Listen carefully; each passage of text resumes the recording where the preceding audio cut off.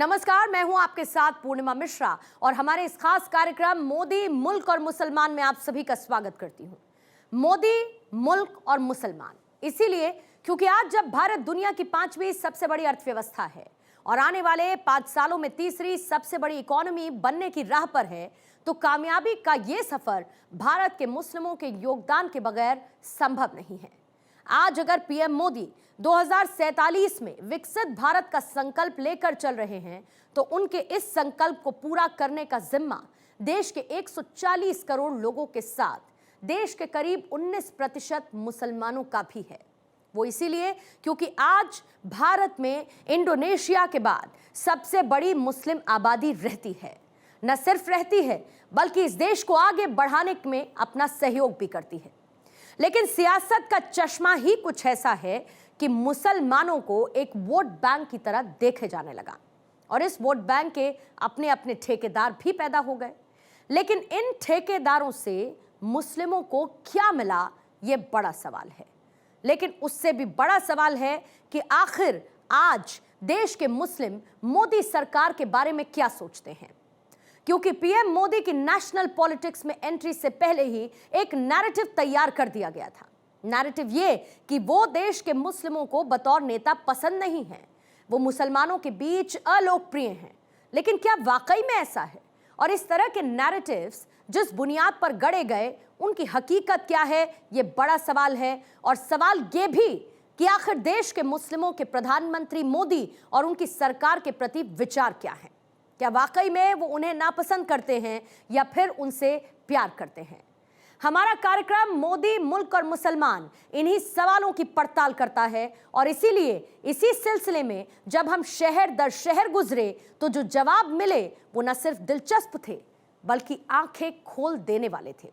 इसीलिए आज आपको भी हमारा ये शो जरूर देखना चाहिए, ताकि मुस्लिमों को वोट बैंक की तरह देखे जाने की जगह देश के विकास में उनकी भागीदारी, उनकी जरूरतों और उनके विचारों को भी सुना और समझा जाए। और जिस बुनियाद पर प्रधानमंत्री मोदी को लेकर मुस्लिमों के बारे में नैरेटिव्स गढ़े जाते हैं, उनकी हकीकत भी बेपर्दा हो जाए। तो आइए शुरुआत करते हैं मोदी मुल्क और मुसलमान की। भारत 24 के खास कार्यक्रम मोदी मुल्क और मुसलमान में अब भारत 24 की टीम जनपद फिरोजाबाद का दिल कहे जाने वाले क्षेत्र गांधी पार्क की शाही ईदगाह मस्जिद पर इस समय हम मौजूद हैं। यहाँ पर हमारे साथ तमाम मुस्लिम भाई मौजूद हैं। उनके साथ उनसे बात करेंगे और जानेंगे कि आखिरकार उनको सरकारों की योजनाओं का कितना लाभ मिला। क्या वास्तविकता में जिस तरीके से तमाम जो दल हैं वह कहते हैं कि देश के प्रधानमंत्री मुस्लिम विरोधी हैं, तो इस पूरे वक्तव्य पर क्या है इनका कहना, इनसे सीधे तौर पर जान लेते हैं। क्या नाम है आपका? गुलजार अंसारी। अंसारी जी, क्या लगता है देश के प्रधानमंत्री क्या मुस्लिम विरोधी हैं? बिल्कुल नहीं है मुस्लिम विरोधी। उन्होंने जो धरातल पर जो भी योजनाएं उतरी हैं, ज़्यादातर मैं समझता हूँ 60% मुस्लिमों को लाभ मिल रहा है। कौन कौन सी योजनाएं हैं जिनका लाभ आप लोगों को मिला है? राशन मिल रहा है मुसलमानों को जी, आयुष्मान योजना मिल रही है और आवास योजना है जो उसमें 70% मुस्लिमों को निवास मिले, आवास मिले हैं। और भी जो गैस कनेक्शन वगैरह हमारे क्षेत्र में 80% मुस्लिमों ने इसका लाभ लिया है। और जो और दल हैं जैसे कि समाजवादी पार्टी है, वो तो मुस्लिमों को इस्तेमाल उन्होंने करा है और करती रही हैं। जैसे कि हम लोगों में बिरयानी बनती है, आपने देखा होगा जी, बिरयानी में एक पत्ता डलता है तेजपात, तो वो बिरयानी खाते टाइम निकाल कर फेंक दिया जाता है। इसी प्रकार समाजवादी पार्टी हम लोगों का इस्तेमाल करके और तेजपात की तरह निकाल कर फेंक देती है। और भारतीय जनता पार्टी, माननीय मोदी, माननीय योगी जी जो है, हम लोग इतना मतलब जिस तरीके से सपोर्ट करते हैं, अभी पूरी तरह से मुस्लिम सपोर्ट नहीं करता। मेरा मुसलमानों से कहना है कि जितना हम लोग दिल से समाजवादी पार्टी को सपोर्ट करते चले आए थे पिछले वर्षों से जी, उतना माननीय मोदी जी को करेंगे तो मैं समझता हूँ 100% मुस्लिमों को लाभ मिलेगा। आज 70% मुस्लिम लाभ ले रहा है, ये मैं गारंटी से कह रहा हूँ। चलिए आपके पास दोबारा लौट कर आएंगे, और भी साथी हमारे साथ। क्या नाम है आपका? मोहम्मद अफजाल। अफजाल भाई, क्या लगता है सरकार की जो मौजूदा योगी सरकार और मोदी सरकार है, इनकी योजनाओं का कितना लाभ आपको मिला है और कौन सी वो योजनाएं हैं जिनसे सीधे तौर पर आप लाभान्वित हुए हैं? पहले मेरे जो है प्रधानमंत्री जी के हम लोग बहुत बहुत शुक्रगुजार हैं। माननीय योगी आदित्यनाथ जी हमारे प्रदेश के मुख्यमंत्री जी, उनके बहुत शुक्रगुजार हैं। आज तक किसी सरकार ने इतना लाभ नहीं दिया अल्पसंख्यक समाज को जितना सम्मान देने का काम माननीय देश के प्रधानमंत्री जी मोदी जी ने काम किया है। और ऐसी कोई योजना नहीं है जो सरकार ने चालू करी हो जो अल्पसंख्यक समाज को नहीं मिली हो। इसलिए हम बहुत बहुत शुक्रगुजार करना चाहते हैं देश के प्रधानमंत्री जी का, प्रदेश के मुख्यमंत्री योगी आदित्यनाथ जी का। और चाहे वो जो है आयुष्मान योजना हो, चाहे वो आवास की योजना हो, चाहे वो राशन योजना हो, चाहे वो किसी भी तरीके की योजना सरकार ने अगर चालू करी है, वो देश जो है मुस्लिम समाज के लोगों को मिलने का काम किया है। और बहुत बहुत आज जो है सारा मुस्लिम समाज जो है सपा के साथ था और पार्टियों का साथ दिया, पर नहीं, अब जो है मुसलमान बहुत जागरूक हो चुका है।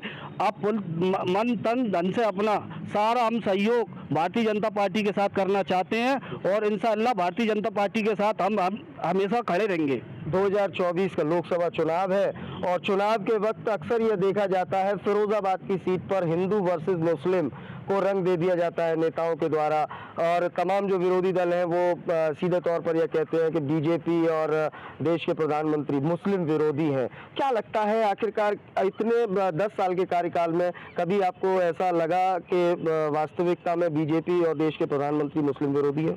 अगर ऐसा लगता तो आज हम लोग यहाँ खड़े नजर नहीं आते, पहली बात तो ये है।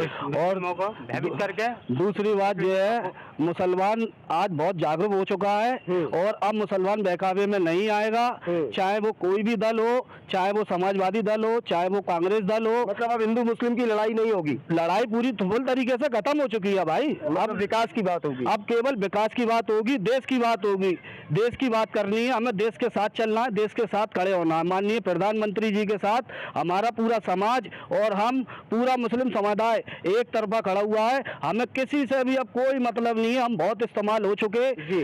आज काफी सालों से हम इस्तेमाल होते चले आ रहे हैं। 70 सालों में कांग्रेस सरकार रही, कांग्रेस सरकार ने कभी कुछ नहीं करा। आयुष्मान कार्ड का इतना लाभ मिल रहा है लोगों को, इतना लाभ मिल रहा है, क्योंकि मैं तो इतना शुक्रगुजार हूँ कि गरीब आदमी आज बहुत अच्छे से अपना इलाज करा पा रहा है, बहुत बेहतर तरीके से उनका इलाज हो रहा है।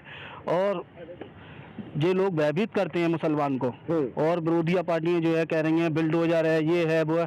एक भी सच्चा मुसलमान, सही मुसलमान ये बता दे कि मेरे घर पे बुलडोजर चला है या मुझे कहीं पुलिस ने पकड़ा है।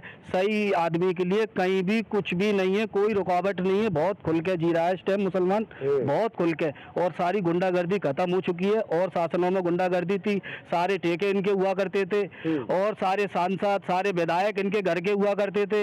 यानी जो मान लो जो पार्टी क्या इनके घर की पार्टियां थी। अच्छा, एक सवाल आपसे यह भी बनता है, क्योंकि आप जब इतनी बात कह रहे हैं तो आपसे एक सवाल यह भी बनता है कि समाजवादी पार्टी के नेता लोग ये कहते हैं कि आप अपने सांसद को नहीं जानते। क्या आप मौजूदा बीजेपी के सांसद को जानते हैं? बहुत बेहतर तरीके से जानते हैं। चंद्रसेन जादौन नाम है उनका। चंद्रसेन जादौन ने आखिरकार कितने काम अपनी लोकसभा क्षेत्र में कराए अपनी सांसद निधि से? क्या 5 काम आप गिना सकते हैं? मैं 5 काम नहीं, चंद्रसेन जादौन के 10 काम गिना सकता हूँ।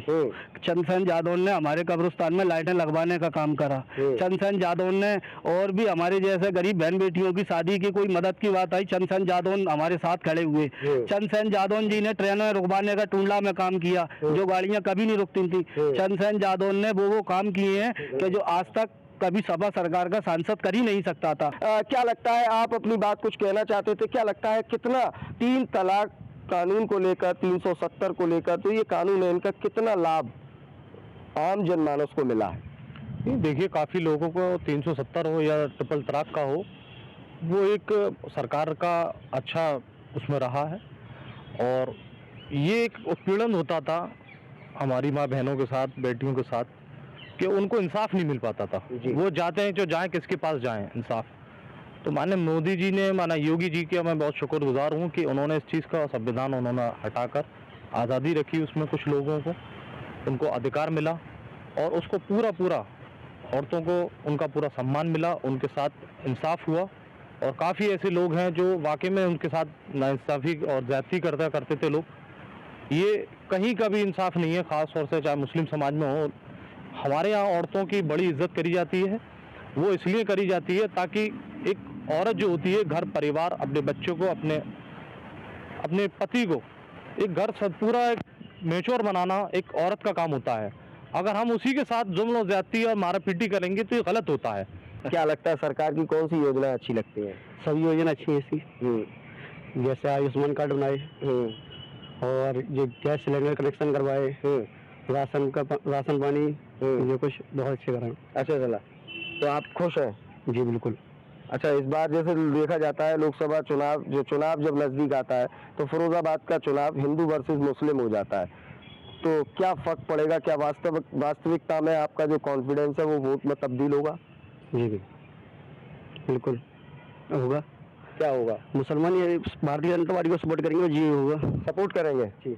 तो आप लगातार भारत 24 का खास कार्यक्रम मोदी मुल्क और मुसलमान देख रहे हैं और मुस्लिम भाइयों का रिएक्शन लगातार आप सुन रहे हैं, जिस तरीके से सरकार की योजनाओं को लेकर तमाम बातें उन्होंने कही। और सर, आपका क्या नाम है? जाकिर भाई। जाकिर भाई, क्या लगता है सरकार की कौन सी योजनाएं हैं जिनका सीधा लाभ आपको मिल रहा है? सरकार की योजना भाई साहब साफ साफ तो दिख रही है। देखो, पहले लाइटें कैसे काटते थे लोग, घंटों लाइटें नहीं आती थी, अब 1 मिनट के लिए बंद करा दो, बिजली घर वाले पूछते हैं अरे सर तार जल्दी जुड़वाओ, लाइट खराब हो गई है, 1 मिनट में पहुंचती हैं। पहले पानी के लिए बाल्टी न बचती थी, रोडों पे देखो जाम लग जाते थे, पानी नहीं आ रहा, ये नहीं आ रहा।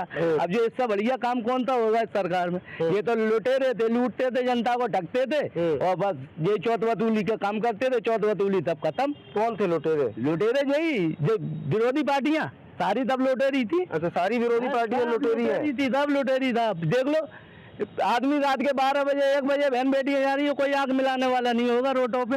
चाहे जब निकल जाओ रात के 2 बजे 3 बजे 4 बजे 10 लाख हो तुम्हारे हाथ में 20 लाख हो, कोई आग मिलाने वाला पैदा नहीं होगा रोड पे। अच्छा, फिरोजाबाद चुनाव की अगर बात करें तो इस बार का चुनाव भी बड़ा रोचक है और यह भी कहा जाता है कि मुस्लिम समाज के बड़े लीडर्स, चाहे वो खालिद भाई हो या फिर खालिद नसीर जी हो या अजीम भाई हो, अजीम भाई अभी घर वापसी किए हैं, छोटन भाई हो और हिकमत भाई हो, तमाम ये जो आपके समाजवादी पार्टी भाई साहब लुटेरे पहुंच जाती है, तो ये लुटेरे नहीं है, कौन है ये बताओ, कौन है? मतलब इनके सभी एक मंच पर जाने से कोई फर्क नहीं पड़ेगा? कोई फर्क नहीं पड़ेगा साहब, भारी बहुमत तो जीतेगी बीजेपी। कितनी भी ताकत लगा दे, कितना भी गठबंधन कर ले, बीजेपी फिर जीतेगी। मतलब अजीम भाई के शामिल होने से कोई फर्क नहीं पड़ेगा। रत्ती भर भी और ज्यादा वोट बिगड़ गए इनके, अब इस बातों से और वोट बिगड़ गए। बीजेपी भारी बहुमत से जीतेगी, कोई नहीं रोक पाएगा। आपका क्या नाम है? मोहम्मद इमरान। इमरान भाई, क्या लगता है कौन सी योजनाएं हैं जो अच्छी लगती हैं आपको? मुझे सभी योजनाएं मिली है, मुझे घर भी मिला है, मुझे गैस कनेक्शन मिला है जी, और आयुष्मान कार्ड का लाभ भी लिया है मैंने जी। सारी योजनाएं मिली है। मैं सरकार से बड़ा संतुष्ट हूँ, बेहतरीन सरकार चल रही है। आज हम सब लोग जानते हैं, आज हम लोग देख रहे हैं अपनी आंखों से क्या करना है क्या नहीं करना।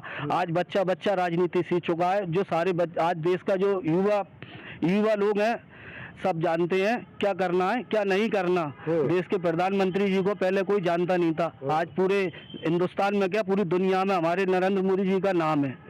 तो ये इन चीजों से फर्क नहीं पड़ने वाला क्या? मतलब फिरोजाबाद का मुस्लिम इस बार मोदी जी के साथ खड़ा है, भारतीय जनता पार्टी के साथ खड़ा है, ये मान लिया जाए। हम जो जितना मुस्लिम समाज है, हम जो है भारतीय जनता पार्टी मोदी जी के साथ खड़े, योगी जी के साथ खड़े और खांधे से खांधा लगा के चलेंगे। इंशाअल्लाह ताला ने चाहा आपकी जो है 1 लाख क्या 2 लाख वोटों से जिताने का काम हम लोग करेंगे। लेकिन आपकी समाज के बड़े नेता तो एक मंच पर है, समाजवादी पार्टी के एक मंच पर है, उससे क्या प्रभाव पड़ेगा? आप कोई बड़े नेता नहीं है सर जी, जनता ही चुनती है, जनता ही उतारती है। कोई बड़ा नेता बन के नहीं आता, तब जमीन से ही बनते हैं, हम यहीं से बनते हैं। कोई बड़ा नेता कहीं से चुन के नहीं आता। कोई प्रभाव नहीं पड़ेगा? कोई प्रभाव नहीं पड़ेगा। तब अपनी जेब भर रहा है, सब जान चुके हैं, बच्चे जान चुके हैं। अब ये बनने का काम करते हैं लोग। अब कहाँ से जीत जाएंगे? तब पोल खुल गई उनकी, काम खत्म। मतलब इस बार अपने नेताओं की खालिद नसीर हो या अजीम भाई हो, 400 पार बीजेपी कोई नहीं रोक पाएगा। 400 पार होनी है, कोई नहीं रोक पाएगा। तब गुंडागर्दी बताइए। सत्य बोल रहे हैं वो। अब मुसलमान जागरूक हुआ है, उसने दरी और कुर्सी बिछाने का काम छोड़ दिया है, बराबर से अधिकार मिल रहा है, तो उसी पार्टी को चुनेगा जो उसके समर्थन में है और जो उसके लिए विकास का काम कर रही है, पूरा इलाज दे रही है, विकास भरपूर तरीके से हो रहा है, पानी टाइम से मिल रहा है। हम एक आम आदमी है, हमें सिर्फ पानी, सफाई, ये चाहिए होता है वो मिल रहा है हमें। तो ये थे हमारे साथ जनपद फिरोजाबाद के तमाम वो मुस्लिम भाई, जो मुस्लिम समुदाय जिसको ये कहा जाता है कि एक परंपरागत वोट बैंक के तौर पर कहीं ना कहीं समाजवादी पार्टी और बहुजन समाज पार्टी से, कांग्रेस पार्टी से जोड़कर देखा जाता है, लेकिन जनपद फिरोजाबाद में इस बार मुस्लिम समाज लामबंद होकर बीजेपी को वोट करने की बात कह रहा है। हालांकि चुनाव के समय में जो परिदृश्य होता है वो अलग होता है, लेकिन इस बार किसी भी तरीके के परिदृश्य को नकारते हुए हिंदू मुस्लिम की लड़ाई को एक तरफ दरकिनार रखते हुए विकास के मुद्दे पर भारतीय जनता पार्टी को वोट देने की बात मुस्लिम समाज लगातार कर रहा है और लगातार सरकार की योजनाओं का भी बखान करता हुआ नजर आ रहा है। फिलहाल फिरोजाबाद से इस खास कार्यक्रम मोदी मुल्क और मुसलमान में इतना ही। अपने सहयोगी मयंक शर्मा के साथ मैं देवाशीष शर्मा, भारत 24 के लिए एक विशेष संवाद।